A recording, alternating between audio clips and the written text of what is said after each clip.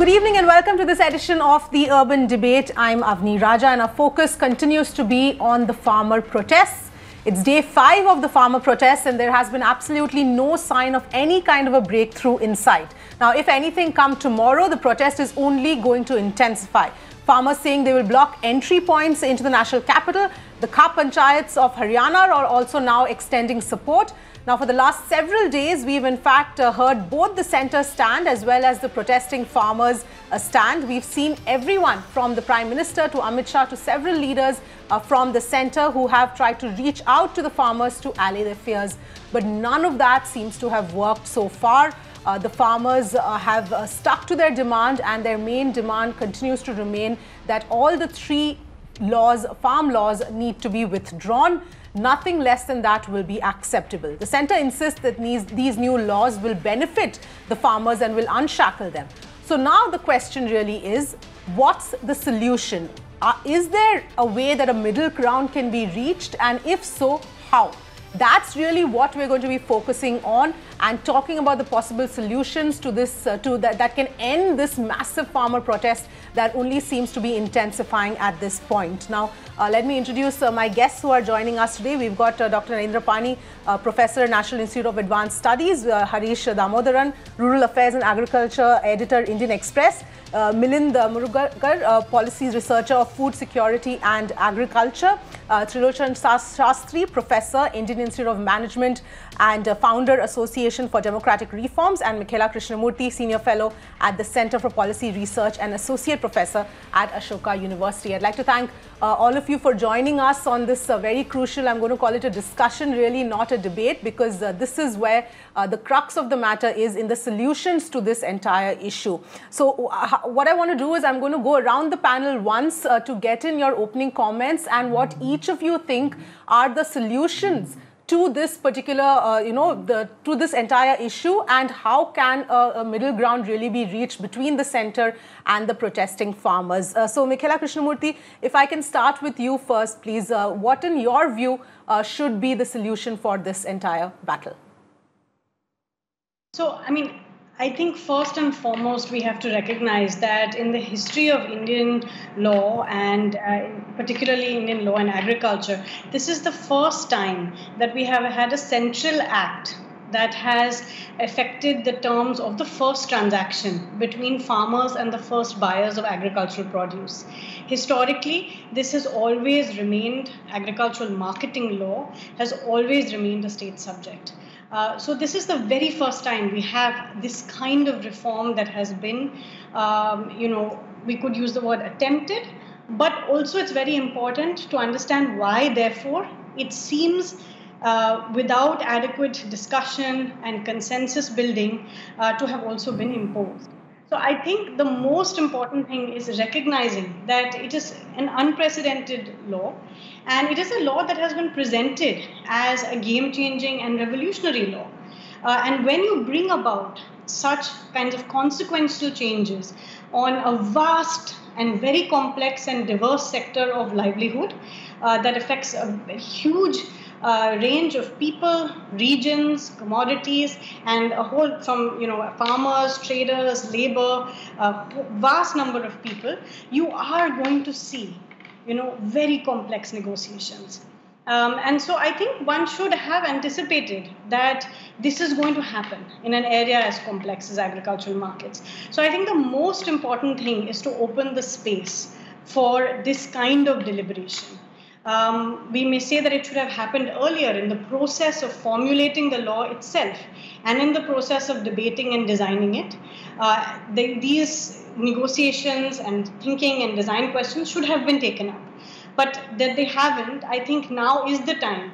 And I think this moment where this is the beginning of a process that has to happen, where not only farmers, but beginning with farmers most importantly, but a whole range of stakeholders are going to have to be brought in, because this is a really complex sector of economy, livelihood, and as we can see, of democracy. So, it really, that's my view, that it must begin here. All right. Yes, absolutely. Like you pointed out, it should have been seen coming because obviously there was no talks done before this, and the stakeholders were not really spoken to, and those things were not figured out. So talks, of course, is the first thing on the list and the most important, perhaps, at this juncture. But Milind Murukar, if I can come to you here, what, in your opinion, can be done now? Of course, maybe a lot should have been done earlier itself, but now, given where we are today, what can be done? I would like to reiterate what Ms. Mekhla Krishnamurthy said, but with one more additional point that these reforms, this broadly I'm in agreement with the direction of these reforms. There are many things wherein many loopholes those could have been plugged in had there been any consultative process, but that has not taken place, and there is a huge trust deficit. And that is understandably slow because if you see in 2014, what was Modi's promise? Modi was promising, MSP, which would ensure 50% of profit, right? So that he didn't promise APMC reforms or these reforms. So the promise was of a major state intervention in agriculture market through MSP and through procurement and for all commodities, not just wheat and rice. So you promise in the polls a sharp left turn, and then you take a sharp right turn and expect people to, when farmers to accept this plainly. I don't think this is going to happen. There are many concerns, and especially when it comes to corporatization or the entry of nothing of this is really explicit, or these fears could be allayed. There could be, these fears, some of them could be unfounded. But there is the manner in which this entire process has been pushed through, that has created huge trust deficit, and something as radical as something which has got such far-reaching consequences need a process that also brings in trust, and that trust deficit is something which is huge. And even today, if we look at the statements that are being issued, those statements are also not doing any good to the government, especially, questioning the integrity, alluding to separatist movements. Now, these kind of responses from government, or even saying that farmers are being misled. Now, this kind of approach is not going to solve. So I think first you should give up this approach, recognize there are genuine concerns, and I think they should recommit to the entire process which was bypassed.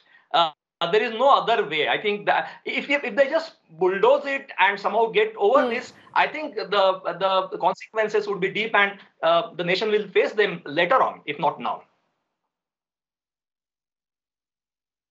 Right. I think that's a very important point that you've mentioned, because the focus right now that we've heard that's so much on how the farmers are being misled and how misinformation is being spread. Even if a part of that is true, the focus can't be on that, because obviously there are serious concerns, there are genuine concerns. Otherwise, you won't have so many farmers out on the streets amidst a pandemic in the biting cold at this point in time. So yes, that is a very important issue. Dr. Narendra Pani, if I can come to you here, your perspective on this entire logjam that we are seeing and your solution. I think the basic problem is that the government is following a strategy on the advice of economists. Economists see agriculture as a set of commodities that you try to make as efficiently as possible. So you have a system where you increase competition. Those who are better off in their efficiency will survive. The others will be left behind. The trouble is agriculture is not like any other commodity. It has very serious consequences in the sense that more than half your workers are in agriculture, though that sector accounts for just 15% of your GDP. So there's already tremendous pressure on agriculturists. And now what the farm bills, or the set of 3 amendments are really doing, is saying that we'll create a completely free market with international competition, and those who survive, the more efficient ones will survive, and the others, we don't care. Now, that is something that when you're talking about literally tens or maybe even hundreds of millions of farmers, you're really asking for putting the polity against some kind of abstract economics. And this becomes a very serious problem, because where marginal farmers are concerned, losing out in competition would actually drive them to complete deprivation. And this is something that's been recognized globally. France has for a long time now been making a case that you must treat agriculture differently, even in the WTO, that you cannot treat it like any other commodity. And it's simply because there are so many people involved in it. In addition to the fact, you also have there is the fact that you have agricultural production cycles, which means that there will be years when production is high, years when production collapses. When production collapses, prices will be high, there will be buyers. But in the next year, when a lot of farmers respond to those high prices and prices crash, there will be no buyers. And it's then that the farmers are going to be left to their own devices. The richer ones will manage, but the poorer ones will get pushed very close to absolute deprivation, maybe even forced to sell their land. And when that happens, their whole safety net completely breaks down. In addition, this whole process has an impact on the urban population also, which is not currently being broadly as widely seen or recognized. And this is that your system of the mandis were a kind of guaranteed procurement for the farmers. Yes, you couldn't sell elsewhere, but when you went there, you were sure it would be sold. So the MSP, or the procurement price that was fixed in the mandis, became a floor price below which the farmer did not expect the prices to fall. You take that off, and then you're going to be in a position where prices can crash. And when prices crash, the government is promising to step in with its minimum support price. They may well do so, but history tells us that in practice, the interventions are typically very late, and very rarely are they of a size that actually makes a difference to market prices. The other challenge that comes in when they're already facing this uncertainty is that the bargaining that the government is now allowing through its between very large, even international buyers and small farmers is completely skewed. It's a very unfair bargaining position. Right? You cannot expect small farmers to compete with them, particularly when we must remember that even in 2011, you had nearly 30% of rural Punjab being illiterate. You have these now complex processes, complex agreements to an illiterate population. This is something that will generate a great deal of dispute. And in those disputes, you're saying the farmers or nobody can go to the courts of law. You're saying they have to go to the subdivisional magistrate or an appellate group formed by the bureaucracy. Now, if you tell the farmer that you have to abandon the system that's protected you despite the fact that you are illiterate, and go into one which will be dependent on a bureaucrat who might have connections with large corporate houses, there is a fear that goes far beyond the technicalities of these bills. And it is in that sense that, to talk of a facilitator, yes, the farmers are comfortable with people who understand their condition despite them being illiterate. If the urban consumer can look up to middlemen or middlemen type organizations like Ola and Uber, why are you denying the farmer his comfortable facilitator basis? This act comes from these three amendments come from a very different perspective, and that is the heart of the problem. Okay. All right. Harish Damodaran, if I can come to you now in terms of, obviously, we've heard all of the so many voices over the last several days since these protests have started. And on both sides, what is your perspective on this issue and the solution that you would have in mind? I personally would say that out of the three laws, I think one of the laws should be scrapped. The Farmers Produce Trade and Commerce Promotion and Facilitation Act. That should be straight away. It should be scrapped. It's very poorly drafted. It goes against the Constitution. Okay, the center has no business to come out with a law which deals with agricultural marketing. Marketing is different from trade. Okay, marketing is something which the farmer does. Okay, agriculture is a state subject. Okay, whatever the farmer does is agriculture. The farmer also sells his or her produce. So that is nothing but agriculture. Okay, farmer is not just a producer; he is also selling, right? Once the farmer has sold, what happens after that? It is entirely up to the center to legislate, etc. This is a very badly drafted act. I don't know who. I mean, the person who did it, I think, should be given some award.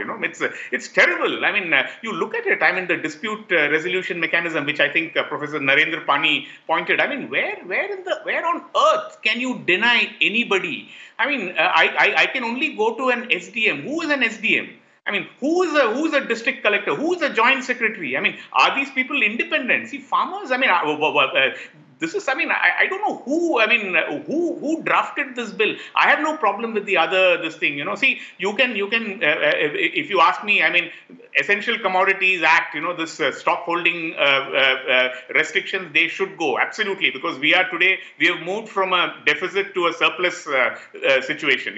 We cannot have all these things. Do away with export bans. Do away with interstate movement. Those things I completely support the other two acts. I have no issues with contract farming, because it's an entirely voluntary thing, and frankly it is between and it's between the farmer and the corporate or whoever, whether it's a processor, whether he's an exporter, whether he's even a large retailer. So let those acts go through. This particular act, it should be put on hold. It should be scrapped. I mean, it should become like CAA, right? I mean, we have CAA but no rules. Let it be put in the cold freezer. It cannot. I mean, this cannot go on. I mean, you cannot say that. I mean, how can you create a market in one market where you will have all taxes and cesses and fee? In another market, there will be no taxes. What is this? I mean, are we creating Cayman Islands and Mauritius, etc., in next to Panipat and this thing? Come on, that's not done. You cannot, and the center cannot tell traders don't pay tax. I mean, this is it is unknown. I have never heard this. I mean, the center is actually encouraging tax avoidance. I mean, this is not done. I mean, you cannot do this. This is completely with the states. And the states will see. In fact, what I was given to understand earlier was, the center would incentivize states, to undertake market reforms. Yes, we know that, some of these levies are really excessive. You have a 6%, 7%. So the earlier game, I mean, the earlier plan, from what I know, was that the center would incentivize, right? I mean, I think they even talked of Finance Commission coming out with a special allocation to states, provided they reform their Mandi Acts, etc. Which I think was very much it is very much consistent with the federalist principle. But this is absolute. I mean, this is bunkum. I don't know what the courts are going to do today, but it should be thrown out. I mean, this is totally anti-constitutional. It cannot be. You cannot allow this thing. And what is going to happen to the mandis tomorrow? We have to think of it, right? I mean, like for example, I think Madhya Pradesh has now reduced its mandi taxes from some 2.5% to 0.5%. They won't be able to pay their employees. Those mandis will shut down. They'll all become BSNL. I mean, there's no point in government saying that no, we won't shut down. They cannot run. They will not be able to provide any service. So what is going to happen ultimately? Right. After 2 years, 3 years, the mandis will shut down, and farmers will have, whom will they go and sell to? And another point which I want to mention, the mandi is not just for price discovery. The payment happens there. The mandi guarantees that payment happens. If a trader will not pay, see, a trader, when he gets a license, right, he is supposed to provide a bank guarantee. He's supposed to submit an encashable bank guarantee. If he defaults, automatically it is adjusted. So the bank guarantee is encashed instantly. So mandi is like a stock exchange, right? I mean, have you ever heard of a payment default in a stock exchange? I have not heard of a payment default in a mandi. So you have to think all these things. Nobody has thought to. This has been, I don't know, maybe some fellow, I think, who smoked weed must have come out with this law. Frankly, yeah. Right. Yes, yes, absolutely. Completely take valid points that over there that you've made. Let me also bring in Trilochan Shastri at this point as well. Professor Shastri, your view on this. Obviously, there are a lot of nitty-gritties involved here, and considering that several states have different ways of dealing with agriculture produce and other things, it does become complicated as well. What is your view and solution?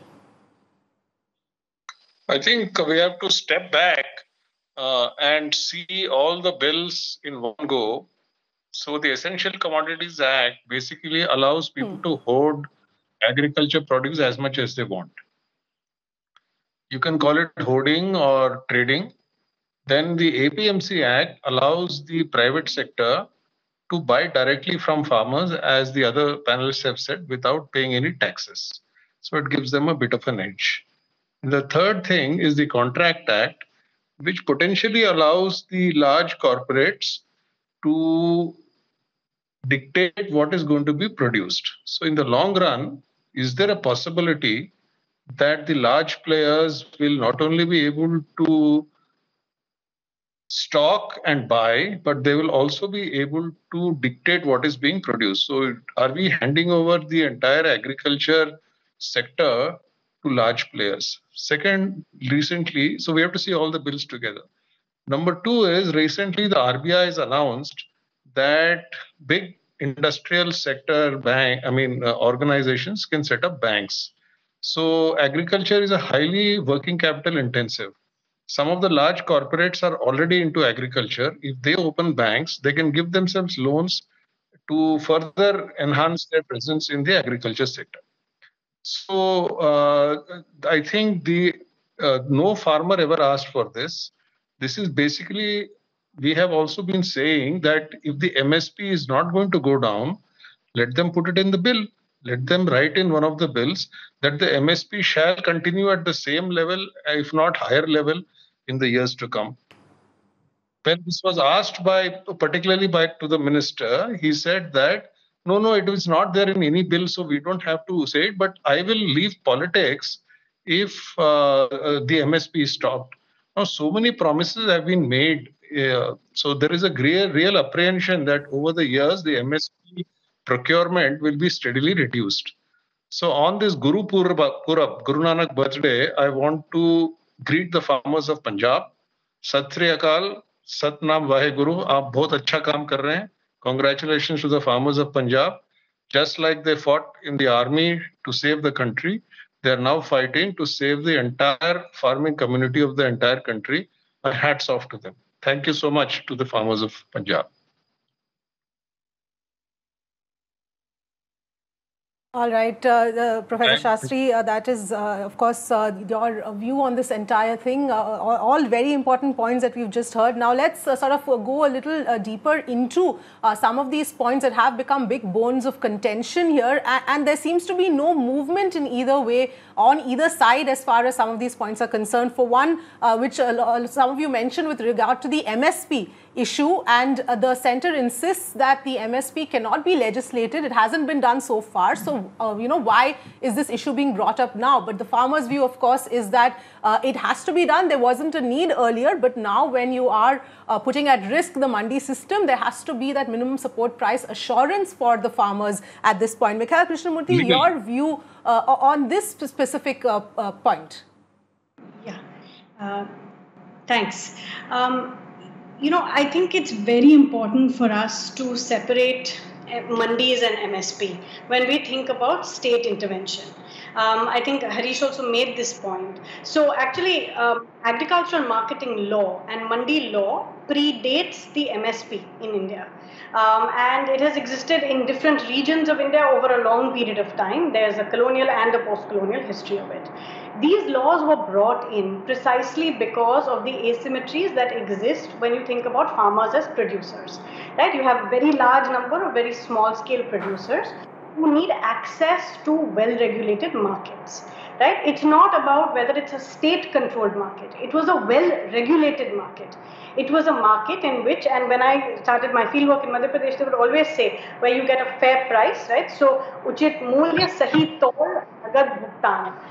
Harish made the point about payment, But equally important is weights and measures. Weights are a critical component of any transaction. Farmers lose a lot from poor payment. And fair price, which is price discovery, which is supposed to happen through means like an open outcry auction or other means by which you have a fair regulated price. Now, this was important because of the asymmetries that exist between buyers and sellers. And mandis, remember, are supposed to be physical marketplaces where you can gather.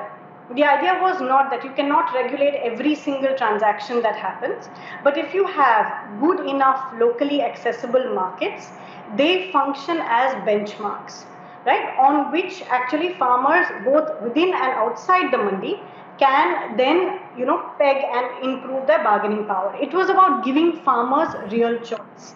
Now, the argument has been that over these years, we built these mandis, they did their work, and now they have become vested interests, right? But the same people who say this, including those who have been defending the bill, admit that a vast amount of produce is currently traded outside the mandi system under very poorly protected conditions, which means that over a long period of time, over the last 70 years, we did not invest enough, neither states nor centers, in building strong primary agricultural markets. And these are physical markets, right? We needed to build a much deeper, broader network. We have a large number of unregulated hearts which have not been invested in. This government itself has set up a gram scheme which has not materialized yet. So for many, many years, these markets have actually experienced chronic neglect. Where they do exist, we repeatedly find that when you open up markets to competition, whether from farmer-producer organizations, whether from cooperatives, whether from private sector buyers, farmers are given a playing field on which to compete, right? They are given different options and choice. So I think we need to understand why. And I think what has happened over the last few months is that it has become an unnecessary pro and anti-mandi stance. And by making two regulatory areas, one which is the mandi regulated area and the other which is now outside, which is called a trading area, where exactly the same thing happens. And the only reason we have this fragmented regulatory system is because we did not have a process to take the states into account. So, I think this is one very important point. When it comes to MSPs, I'll make a very brief point here, and I'm sure others will also. It's very important to remember that the MSPs have been disproportionately for these two commodities, wheat and paddy, and we have not really, although we announced MSPs for 23 commodities as a country, we have not really expanded. Now, MSPs have historically been a very good intervention when it comes to incentivizing production, right? And so actually, I think what we need as a country is to think about what are the crops that are agroecologically required, what are the crops that are required for nutrition. We know pulses, oil seeds, certain states are doing millets. So even for MSP, we need a much more regionally sensitive, a much more nutritionally sensitive approach to the MSP. This will not happen without working with the states and working with different stakeholders to actually imagine this pathway forward and then to design systems and institutions that can achieve it. I'll just make one last point about transition. Indian agriculture, multiple states, is in a time of transition. Transition requires greater public engagement, stronger public institutions, greater public investment. It doesn't require withdrawal and stepping out and deregulating and assuming it will all work itself out. So I think we need not just trust, but we need to build the capacity of our institutions to actually take people along in these transitions and understand that, this is not about controlling a system. It is about allowing diversity and complexity to work itself. And that requires more, not less, public systems and more capacity. I'll stop here. Right. All right. I want to come to Milind Murukar here. Just taking Megha Krishnamurthy's point ahead with respect to the MSP angle, do you believe that if MSP is included in the law as the farmers want, it will help bridge that trust deficit that you're talking about? And even if that were to be for a short period of time, say for a few years, until the farmers are comfortable with the new law and sort of see its benefits perhaps. Do you think that is one possible solution?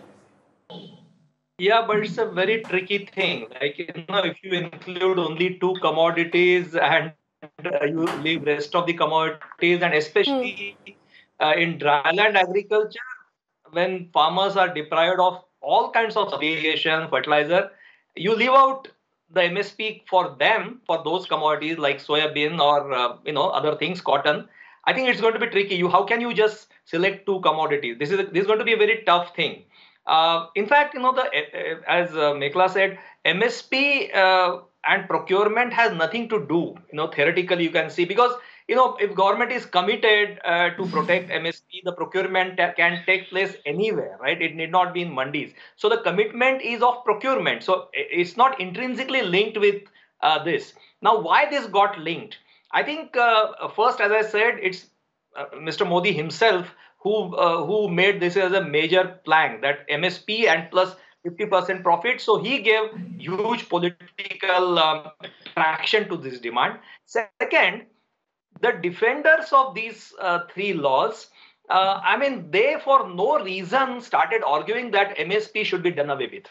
People occupying very high positions in the government who had influence over the policy. I don't know, it would become very, very ideological. That shouldn't have been. And I think I was listening to some of the reactions from farmers today, and there's a larger narrative which is catching the imagination of farmers.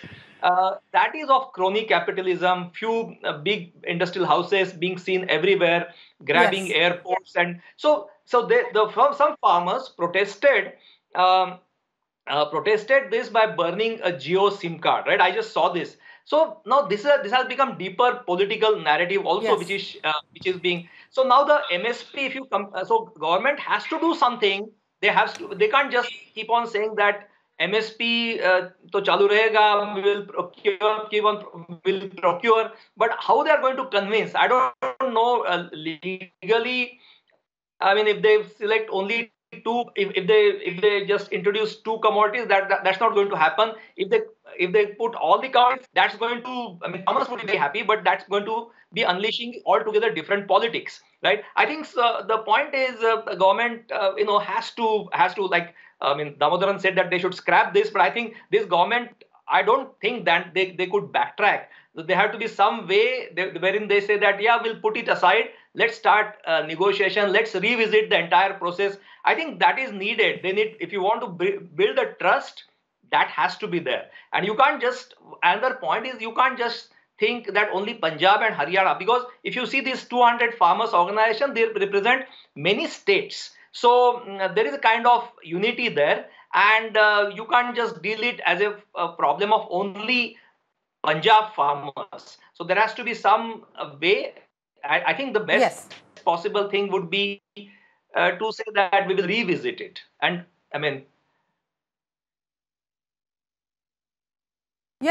Yes, absolutely. And I think that's something that's, the common thread here from everybody on the panel is that the talks need to happen, the negotiations need to happen, the addressing of the trust deficit is something that needs to happen, because obviously whatever said and done, farmers right now are just not convinced. Dr. Pani, if I can come to you here, this issue of addressing the trust deficit, because farmers are adamant that all three bills, all three laws have to be taken back, but perhaps that is not something that we're going to see. So there has to be some movement happening even from the farmers' end. Where do you think that should happen? What should be those points where the farmers should be okay with, instead of instead of saying that all three laws be withdrawn? Whether a single law is withdrawn or the technicalities of any compromise comes later. I think what is not being given sufficient attention is the fact that there is a larger transition taking place. You still have, as I said, just 15% of your GDP is from agriculture, but half your population is dependent on that. Half your workers are in that sector. That will become worse as the share of agriculture drops. That's the pressure that the farmers are reacting to. And at that point, if you come in and say the markets will take care of it, it's fundamentally flawed. because markets can work very well when people have equal access to it. That's when the negotiations come in. But in an unequal agriculture, where we must not forget the fact that even today we are among the worst ranked countries in the hunger index. Can we really assume that the food crisis, yes, the food crisis today is not what it was in the mid 60s, but we may not be that far away from it if you take our ranking in the global hunger index into account. And let's remember that if you have a year of surplus production, the farmers move out of your basic food grain products into anything else, then you're going to be in serious trouble. You cannot then procure your food. And to do this in a year when you have actually used your large procurements, you must remember that the stimulus this year that came up after the COVID crisis, the most important fact of it was the distribution of your stocks from what had been procured from FCI. And now, in that year, when you have used those stocks, in the same year, you're trying to dismantle the system that provided that procurement. That clearly is not it's very segmented.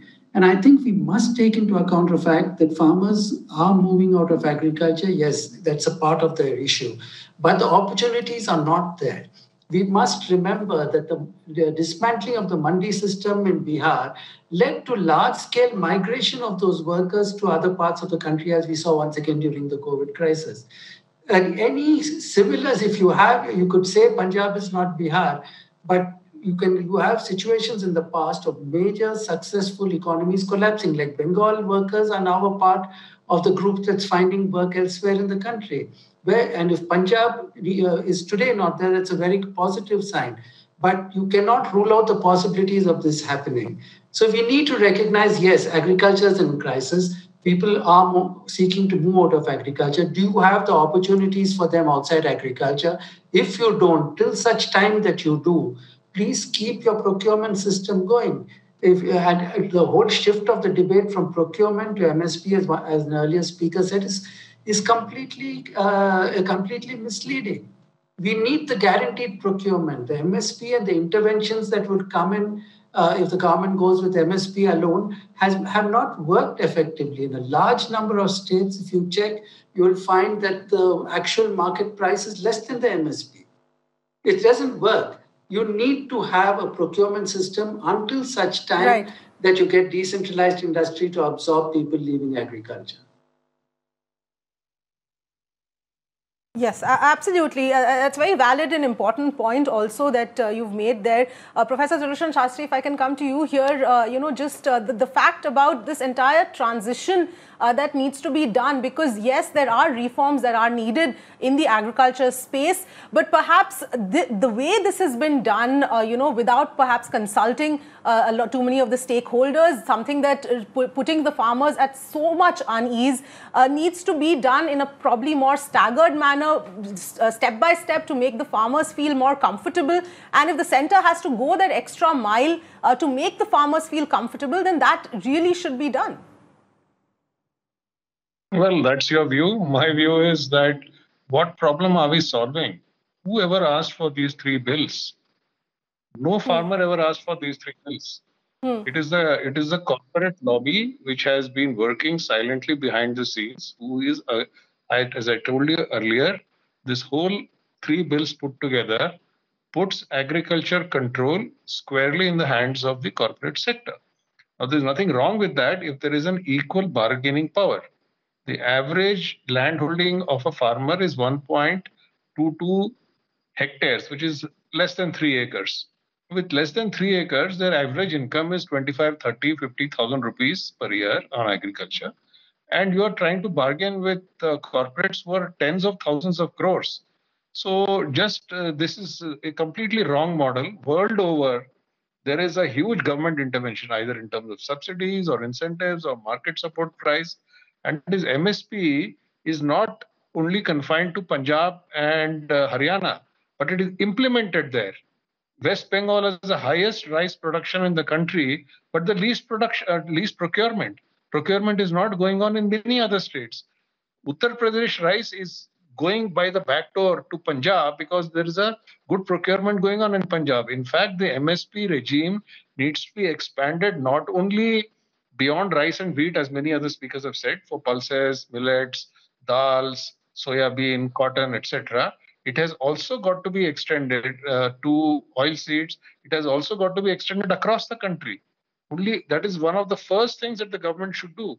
In fact, the whole agenda is to roll back the MSP because it's only being done in a few states. They will roll it back in a few years.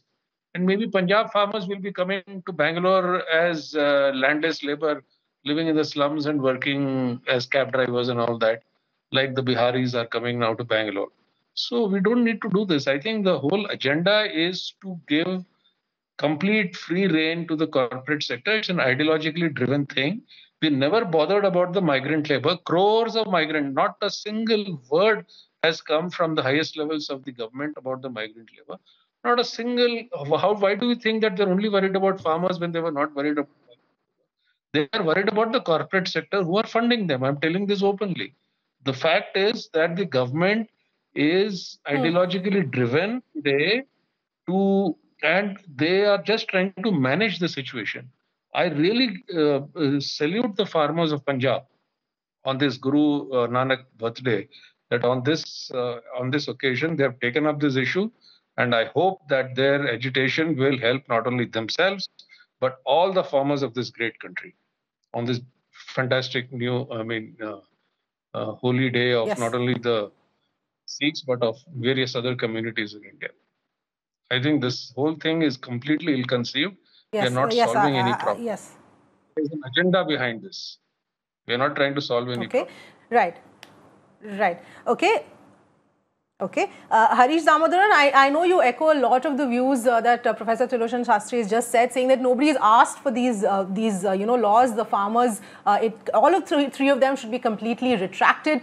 But at this juncture, the centre is very clear, very adamant that there is not going to be a retraction of or a withdrawal of the three laws the way the farmers want. Given this scenario that we are in today, there's obviously going to have to be some sort of a give and take between both sides.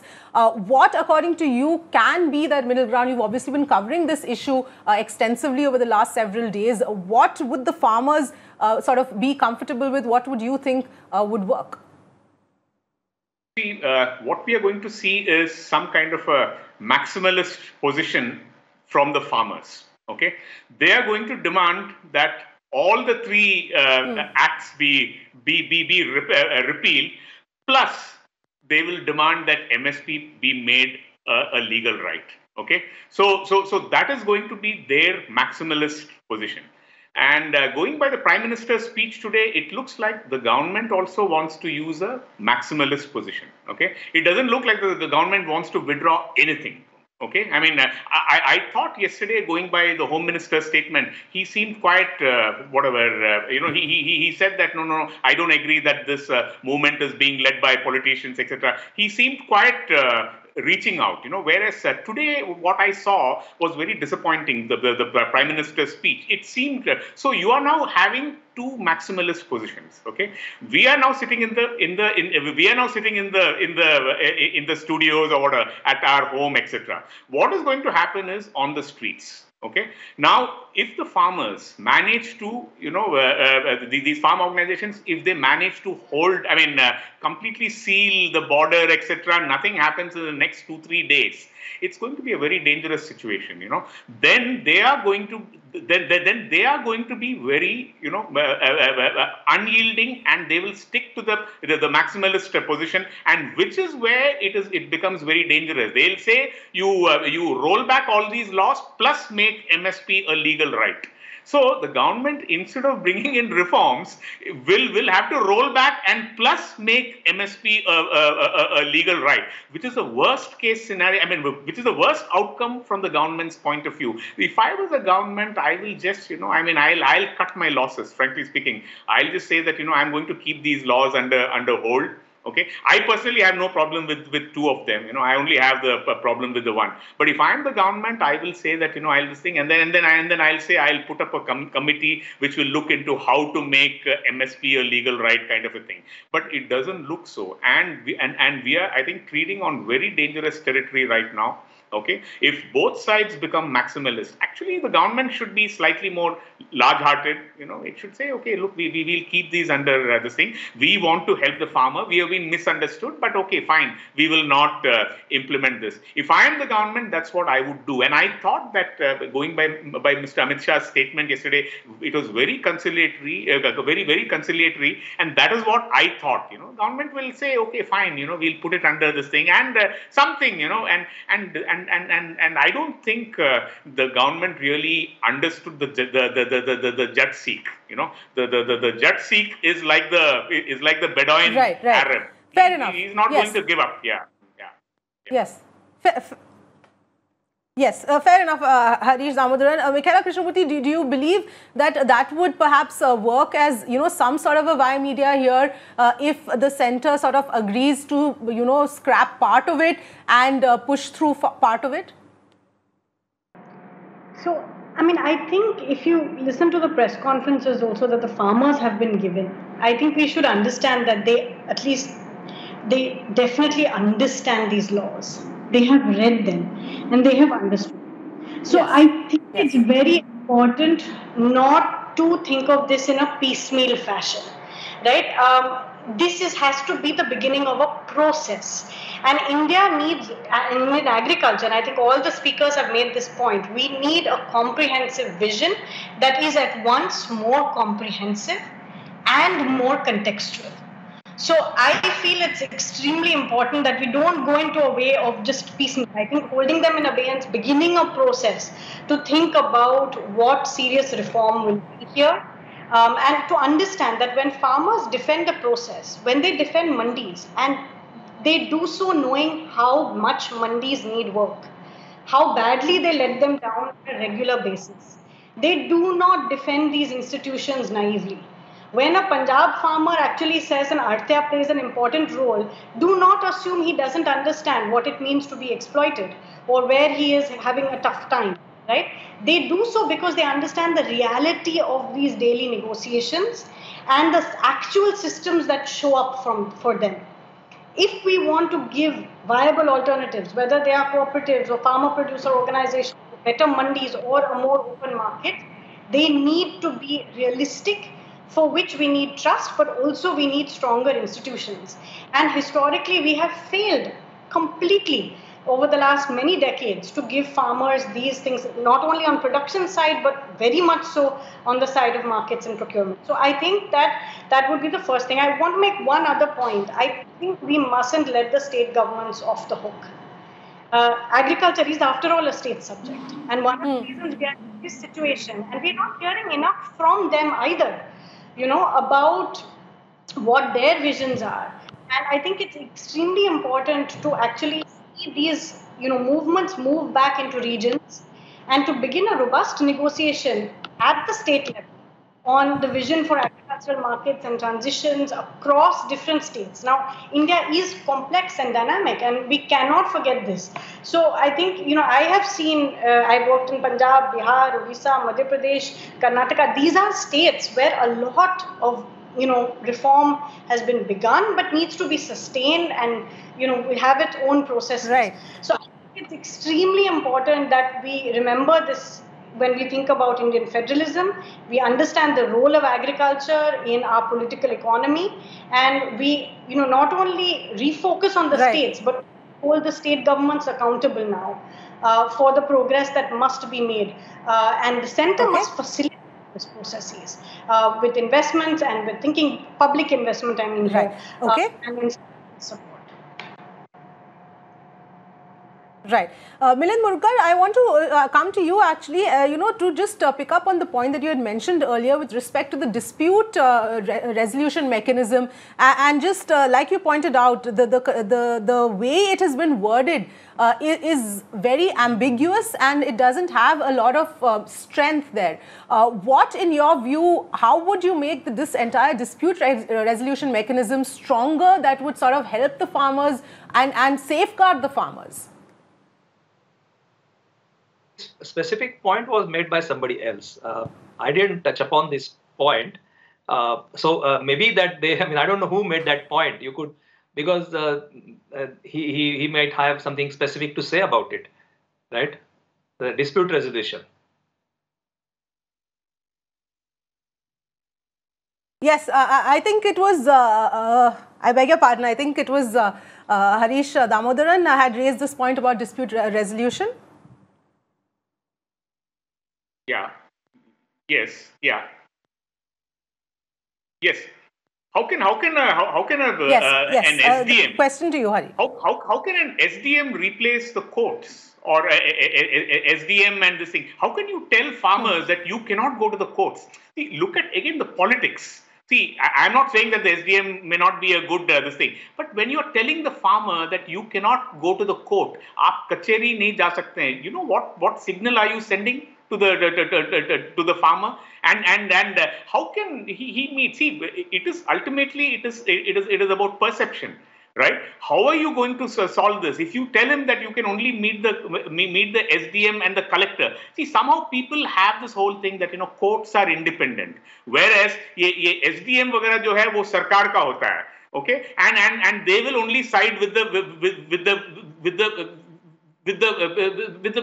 corporate, right? And that's a very natural kind of a thing. So when you tell the farmer that you cannot go to the court, so it's a very badly, that's what I'm saying. I mean, whether it is politically, whether it is legally, whether it is constitutionally, it's a very badly drafted law, which is why I said, this should be kept on hold. How are you going to implement this? If a farmer doesn't get paid, okay, there are many cases. How is it? Can the SDM sort it out?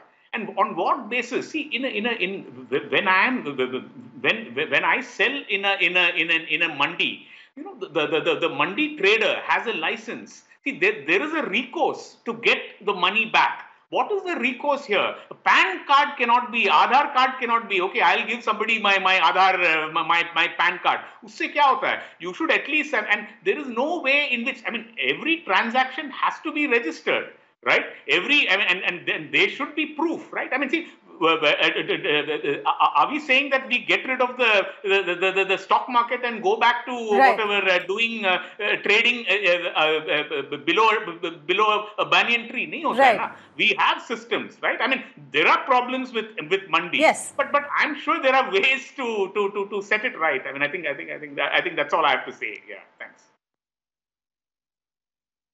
Okay. All right. Amirit Murkar, we're coming to a close here, but the point is, at this point, from what I've gathered from across the board, yes, there are a lot of nitty-gritties that do need to be worked out, but the most important point is that dialogue channel has to open, which is not there right now. There is too much to and fro going on, and that channel of communication isn't opened up yet, and that has to be the very first step that perhaps the center needs to take towards trying to solve this whole thing. Today, this is a very important thing. Like, the kind of statements, for example, the ruling party's IT cell chief, today he says that he was blaming the Delhi government, that they allowed the Khalistani supporters and Maoists to walk in Delhi. Now, such kind of statements from responsible positions, political positions, are not doing any good. They are really worsening the situation. So the government should immediately stop this. I think this would have very serious consequences if this continues. That's point number one.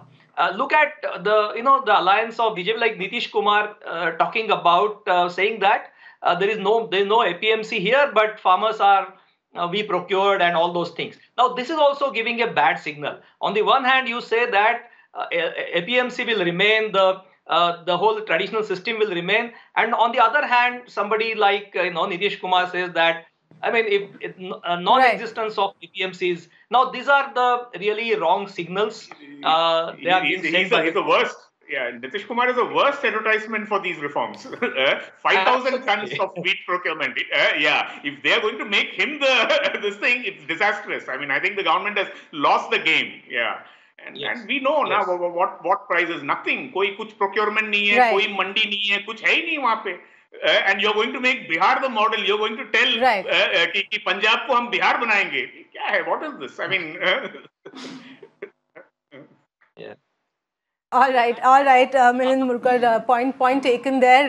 We're completely out of time. I'd like to thank all my panelists for joining in today with some very important and crucial issues of how this entire process, this entire logjam between the farmers and the centre can actually be resolved, the kind of solutions that we've heard today. I hope the centre is listening, because this is what really is required. And I think the most important step is to open that channel of communication. So what if the centre needs to go that extra mile to make the farmers comfortable, without putting any preconditions on the invitation for talks, and help them, make them comfortable and go ahead. That is where the first step really to end this logjam is, and obviously completely ensure that politics stays out of this entire process. But on that note, I'd like to thank everyone for joining us on this show. Thanks for watching.